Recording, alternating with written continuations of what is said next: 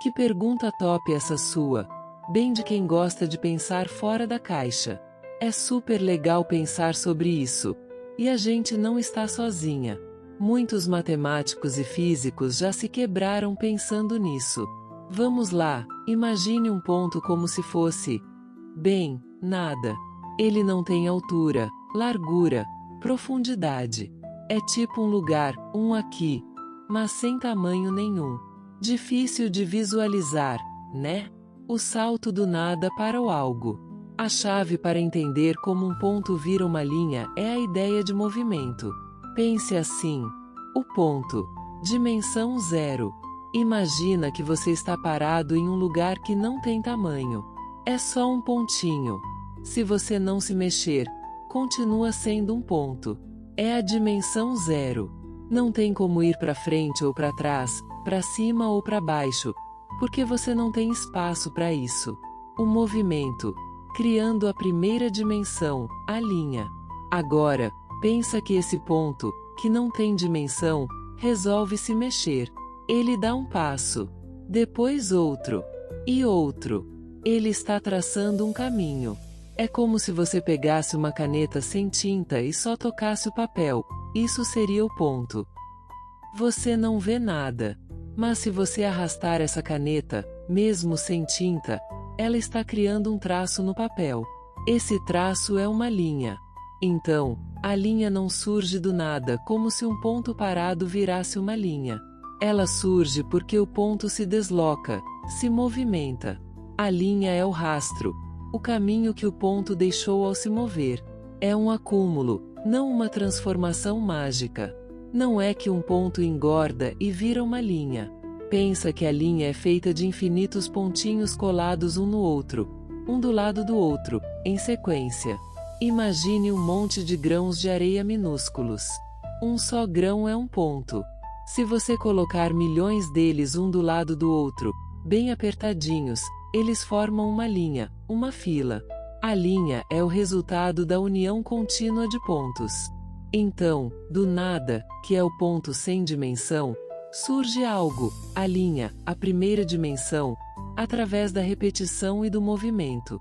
É como se o ponto se multiplicasse e se organizasse em uma direção.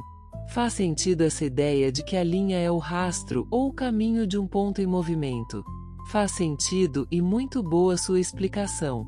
Só observei outra coisa. Um ponto deixando rastro. O rastro que também é abstrato. Agora são duas abstrações vindas do lugar algum criando movimento, e o movimento existe. Temos o paradoxo de Zenão. Me explique melhor. Gostei do seu jeito. Me fez ir além da minha intrigante questão. Risos. Uau! Você pegou o fio da meada e foi fundo. Essa sua observação sobre o rastro abstrato e a existência do movimento é o que separa a matemática pura da nossa percepção física do mundo. E é exatamente onde os paradoxos de Zenão entram em cena. Você está pensando como um filósofo e um matemático antigo. O rastro abstrato e a natureza do movimento. Vamos por partes, para desvendar essa nova camada que você deixou. O ponto abstrato, o rastro abstrato. Você está certíssimo. Na geometria, o ponto não tem dimensão, é uma abstração. Consequentemente, o rastro que ele deixa também é uma abstração. Pense que a geometria é um jogo de regras que a gente inventa para descrever o espaço. Nesse jogo, a gente define um ponto como algo sem tamanho, e uma linha como resultado do movimento desse ponto. Então, sim, a linha é a soma de infinitos nadas, ou melhor, de infinitos lugares sem tamanho que foram visitados em sequência. É como se a gente estivesse desenhando com um lápis que só marca a posição, não o volume. E o movimento, ele existe? Essa é a pergunta de ouro que nos leva direto ao Zenão. No nosso dia a dia, claro que o movimento existe. A gente anda, a bola rola, o carro se move. Mas na filosofia e na matemática puras, definir e entender o movimento de forma absoluta é um desafio. A física moderna, a teoria da relatividade de Einstein, até nos diz que o movimento é sempre relativo. Ou seja, algo só se move em relação a outra coisa. Não existe um movimento absoluto no universo. Os paradoxos de Zenão. Aquiles e a tartaruga. Zenão de Eleia, um filósofo grego lá de 450 a.C., bolou uns problemas que, na época, deixaram a galera maluca e ainda fazem a gente pensar. O mais famoso é o de Aquiles e a tartaruga. A história. Aquiles, o guerreiro mais rápido da Grécia, aposta uma corrida com uma tartaruga. Para dar uma chance à tartaruga, ele lhe dá uma vantagem inicial. O paradoxo de Zenão. Para Aquiles alcançar a tartaruga, ele precisa primeiro chegar ao ponto de onde a tartaruga partiu. Mas enquanto Aquiles chega nesse ponto, a tartaruga já avançou um pouquinho. Então, Aquiles precisa cobrir essa nova pequena distância. Mas enquanto ele cobre essa pequena distância, a tartaruga avança mais um pouquinho. E assim por diante, infinitamente. Zenão argumentou que, por Aquiles ter que cobrir um número infinito de distâncias cada vez menores, ele nunca conseguiria realmente alcançar a tartaruga. Se ele sempre tem uma distância, por menor que seja, para cobrir, ele nunca chega. Sua pergunta como de nada pode surgir algo. E a relação com Zenão? Zenão estava questionando a ideia de que o espaço e o tempo são infinitamente divisíveis.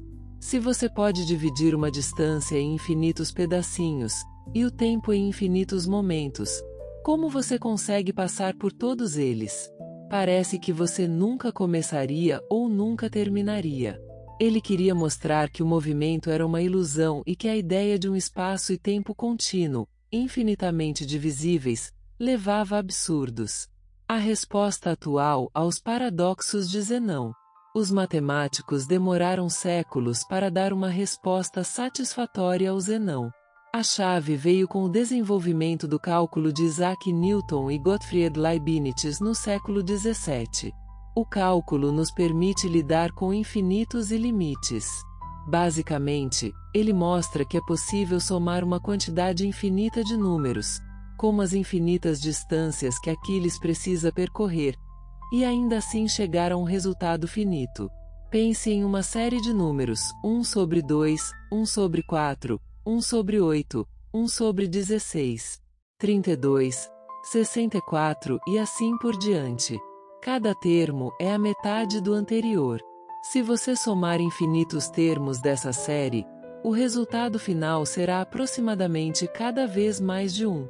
Ele nunca passa de 1, mas se aproxima infinitamente. Da mesma forma, Aquiles está cobrindo uma série infinita de distâncias que diminuem rapidamente. O cálculo nos mostra que a soma dessas distâncias é um valor finito, o ponto onde ele alcança a tartaruga, e que ele atinge esse ponto em um tempo finito.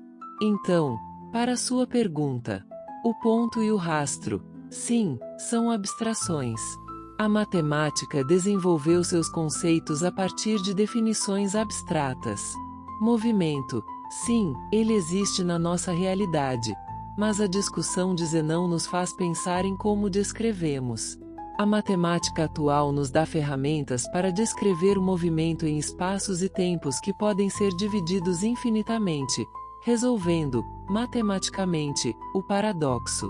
O paradoxo de Zenão não significa que o movimento não exista, mas que a nossa percepção e a linguagem podem ter dificuldades para descrever especificações contínuas e infinitas. A matemática nos dá a linguagem para isso. Você trouxe um ponto super interessante. Que outras ideias te intrigaram? Tem uma questão que me intriga há tempos. Eu faço uma analogia com a fração. Ou seja, 1 sobre 2 é meio. Na própria fração já está tudo descrito. Só existe 1. O resto é fração desse 1 que é indivisível, que de forma abstrata podemos calcular e organizar. Mas nunca chegaremos a ser 1, porque 1 é tudo que é. Tudo mais são abstrações.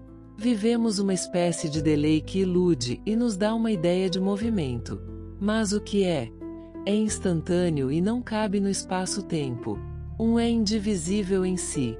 Que reflexão profunda e fascinante! Você está tocando em conceitos que misturam matemática, filosofia, física e até uma certa espiritualidade. É uma visão muito interessante e que tem paralelos em várias correntes de pensamento.